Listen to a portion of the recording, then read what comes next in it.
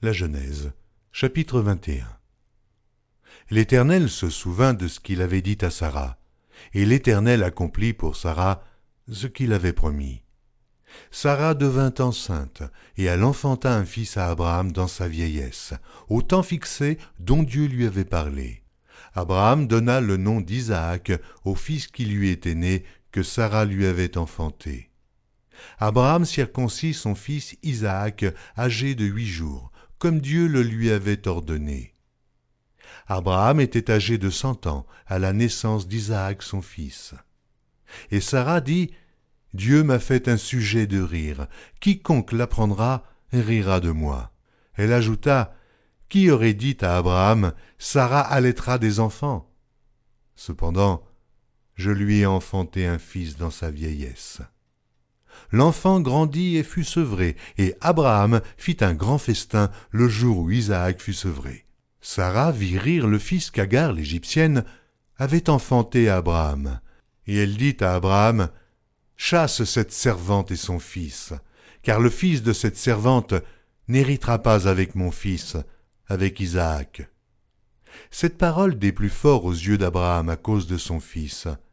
Mais Dieu dit à Abraham, « Que cela ne déplaise pas à tes yeux, à cause de l'enfant et de ta servante. Accorde à Sara tout ce qu'elle te demandera, car c'est d'Isaac que sortira une postérité qui te sera propre.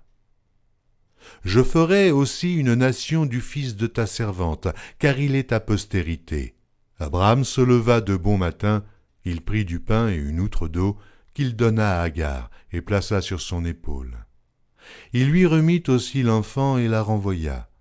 Elle s'en alla et s'égara dans le désert de Beer-shéba. Quand l'eau de l'outre fut épuisée, elle laissa l'enfant sous un des arbrisseaux et alla s'asseoir vis-à-vis, à une portée d'arc, car elle disait « Que je ne vois pas mourir mon enfant. » Elle s'assit donc vis-à-vis de lui, et leva la voix et pleura. Dieu entendit la voix de l'enfant, et l'ange de Dieu appela du ciel Agar et lui dit, « Qu'as-tu, Agar? Ne crains point, car Dieu a entendu la voix de l'enfant dans le lieu où il est.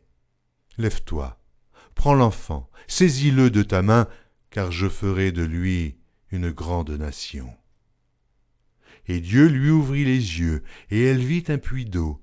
Elle alla remplir d'eau l'outre et donna à boire à l'enfant. Dieu fut avec l'enfant qui grandit, habita dans le désert et devint tireur d'arc. Il habita dans le désert de Paran, et sa mère lui prit une femme du pays d'Égypte. En ce temps-là, Abimélec, accompagné de Picol, chef de son armée, parla ainsi à Abraham. « Dieu est avec toi dans tout ce que tu fais. Jure-moi maintenant, ici, par le nom de Dieu, que tu ne tromperas ni moi, ni mes enfants, ni mes petits-enfants, et que tu auras pour moi et le pays où tu séjournes la même bienveillance que j'ai eue pour toi. » Abraham dit, « Je le jurerai. » Mais Abraham fit des reproches à Abimélec au sujet d'un puits d'eau dont s'étaient emparés de force les serviteurs d'Abimélec. Abimélec répondit, « J'ignore qui a fait cette chose-là.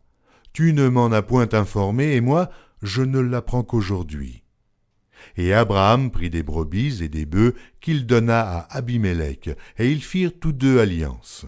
Abraham mit à part 7 jeunes brebis, et Abimélec dit à Abraham, « Qu'est-ce que c'est 7 jeunes brebis que tu as mis à part? » Il répondit, « Tu accepteras de ma main ces 7 brebis, afin que cela me serve de témoignage que j'ai creusé ce puits. » C'est pourquoi on appelle ce lieu Beer-shéba, car c'est là qu'ils jurèrent l'un et l'autre.